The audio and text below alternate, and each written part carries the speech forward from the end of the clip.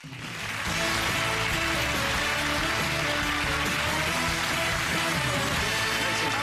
to see you.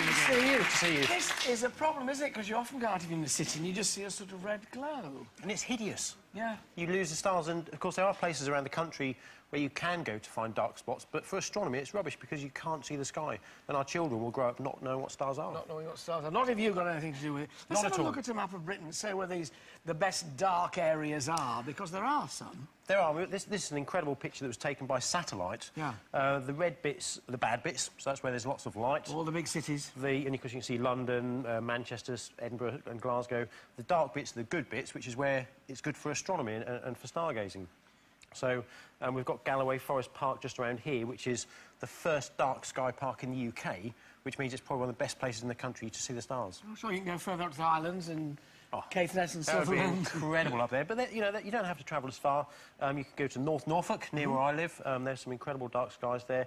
The key really is to get away from light pollution, but also industrial pollution, which, of course, is where industry is throwing stuff up into the sky, and that gives rise to some of the sky glow that we see. And also, of course, Yorkshire, North Yorkshire, for example. And I think we've got a picture that was taken from North Yorkshire of the Aurora Borealis, which we mentioned last time. Yes, so this is the Northern Lights coming down as far south as North York. That's like nature's own light pollution, but it looks incredible. It's where light from the sun, energy from the sun, has actually made our atmosphere glow.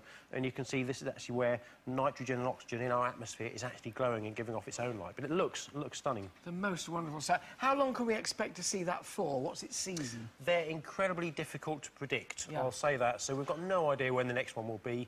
You just have to keep an eye out for the news alerts that come out.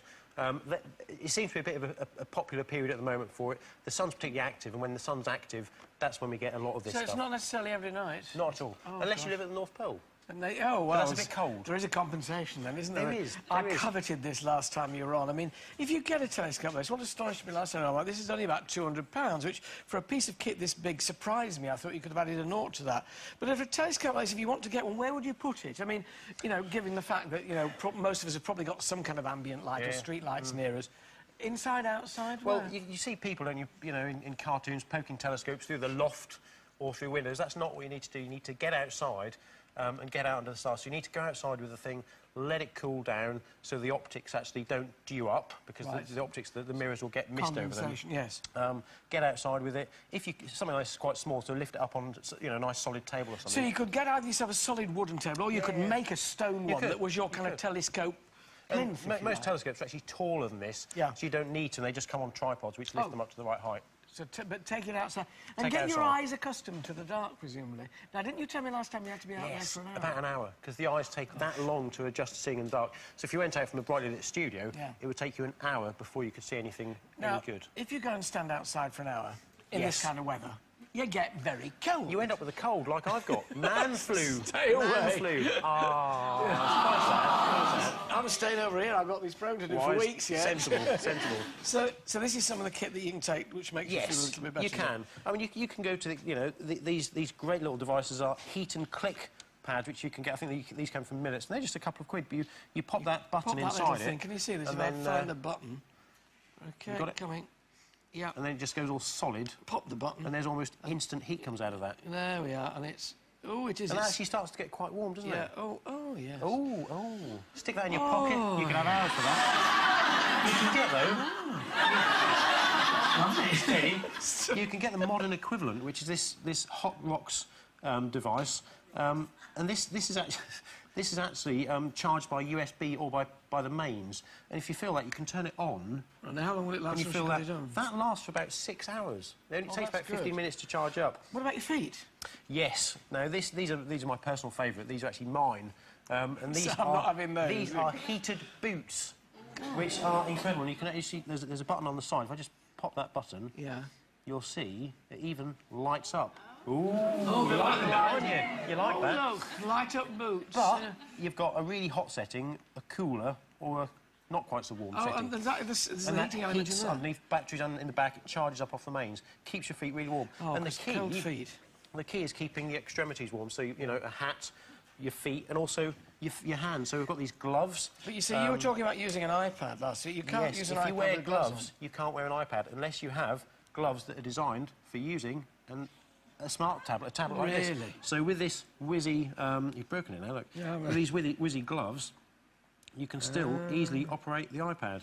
And you get these lovely apps that you can get for your iPad where you hold this up to the sky and it shows you there what you're looking at. I've got to get this, I really have, because I That and a telescope, do it for next I time. will I'm do not it by impressed. next week. Not I will have impressed it. at all. But of course, you also need to think about the telescope, which needs to keep warm. Now, telescopes are designed to work outside, but this is it's called a dew zapper, which you need to wrap around the optics. Oh, of the so it telescope, stops because that from... I said about the dewing up of the optics. You wrap one of these around the edge of the tube, and that just keeps the lens warm and stops it misting up. Right. Nice and easy. The pièce de résistance, though. Right.